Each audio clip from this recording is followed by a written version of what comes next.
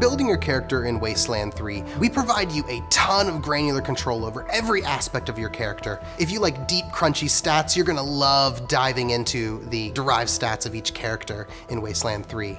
After the apocalypse, nobody came out unscathed. Everyone is a little crazy in their own way, and we represent that in character creation through the quirk system.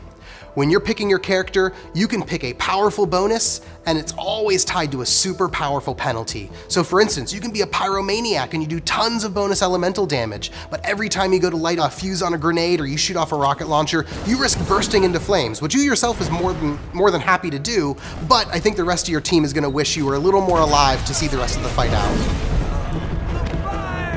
One of the really important elements is grounding the player in your game, clearly explaining what each one of these stats are and how they're important to the player, and most importantly, how it's going to impact their play style.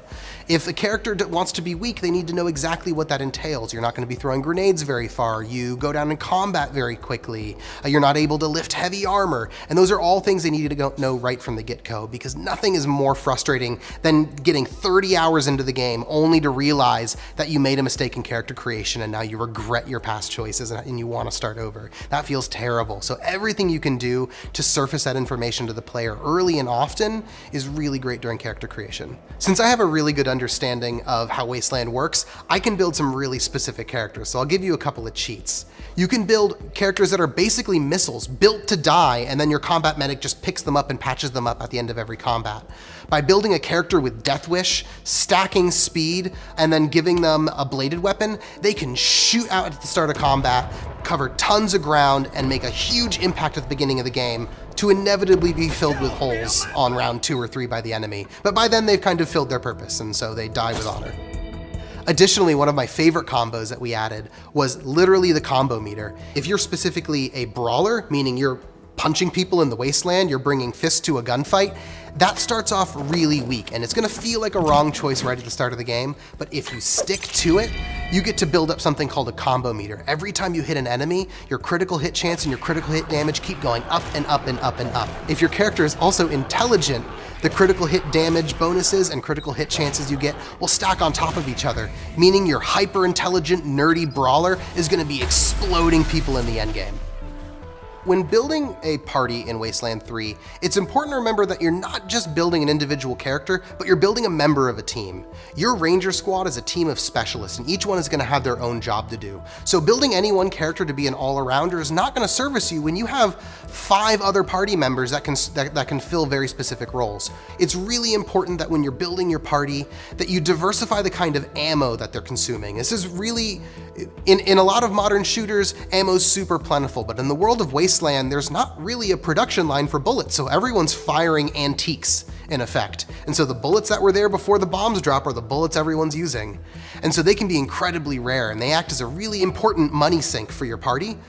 And you can find yourself really up shit's creek if you're in the middle of a boss fight and everyone in your party is using energy ammo, and now all of a sudden everyone's out of ammo because someone fired the last shot. And now you're left unarmed and punching a giant Scorpatron. So it's critical that somebody's using small caliber bullets, energy weapons, and most importantly, that you have a couple of people using melee weapons, because those don't need to be reloaded. So for people who are new to Wasteland 3 and really just want to get into the thick of it as fast as humanly possible and don't profoundly care about nitpicking over every single property of their characters, they can jump straight into the action with character duos. That's a new feature we've brought to Wasteland, where you can pick an initial group of characters that come as a package set. These characters come ready to rock, armed with weapons, skills, abilities, quirks, perks, trinkets, everything that you want. But in addition to that, they add an extra level of flavor to the game, which is really fun. As you're playing through the game, they're gonna banter back and forth. They have little extra things they get to say as they're playing. And as a new dad, my favorite of all of them is Lee Sing and William. William is a battle-hardened, traumatized soldier, and Lee Sing's his daughter, and Lee Sing does all the talking for him. So he just kind of grunts stoically and has short one-word answer, and then Lee Sing acts as her translator, and it adds these really charming elements throughout the game. So as you're playing, these duos give their perspective on what's going on in the world and kind of help give you context. When we look to evolve the combat system in Wasteland 2, we wanted to keep the crunchy, really satisfying elements of its turn-based strategy, and we wanted that to carry over into Wasteland 3, but we also wanted to remove a lot of the elements that just weren't fun. One of the #1 elements that we looked to improve upon was how enemies resolved their turn. In Wasteland 3, the players' turns are bunched together and so are the enemies. So when the enemy goes, you see all of them move all at once, take their shots, bop, bop, bop, activate their abilities, and then you're back in the driver's seat again. And as a player, having your turn bunched together rather than having to use our old initiative system allows you a ton more tactical flexibility. Now, just about every combat skill provides one or more different abilities that really opens up the number of things you can do. If you're using a heavy machine gun, you can expend a ton of ammo and blaze suppressing fire over the battlefield.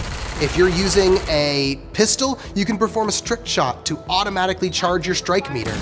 If you are using an assault rifle, you can use a piercing shot to rip armor off of enemies and puncture through cover.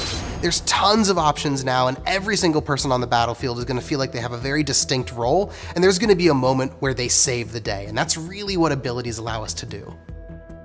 When we moved the game to Colorado, the super blizzard that you were dealing with would have killed you from exposure in minutes, so we brought you the Kodiak. This is your companion in the Wasteland. As you're driving around and random encounters pop up, that Kodiak and its souped up energy cannon that you mounted on its hood are going to be helping you blow away, rad hoppers and shock dogs as you're navigating your way from Colorado Springs to Denver. As you explore the world map, you're going to bump into things like radiation. You're going to want to go back to your garage to customize your car, soup up your radiation protection, add a little extra armor, or maybe add a La Cucaracha horn so that you have something to entertain yourself while you're driving around. There's tons of really cool customization options with the Kodiak that let you not only customize its appearance and style and really express yourself, but it also lets you take it into combat and just blow enemies away. There's massive saw cannons, there's magnetron emitters, there are goat cannons that you can use to launch living fodder into the air and bombard your enemy with goats, literally. So as you play, you're gonna unlock all sorts of fun and funny and wild upgrades for your car that you're gonna see and you're gonna enjoy as you drive around the world map. In Wasteland 3, more than any other game I've made or played, you are in the driver's seat. You're able to negotiate peace treaties between different groups. You're able to annihilate entire populations if you want. We let you do whatever you want. You can screw yourself up dramatically. Like in my playthrough, I kind of killed every merchant that I came across, and now it's really hard to buy ammo. But that's totally on me because I had good reasons at the time. Most of them had to do with them not giving me discounts.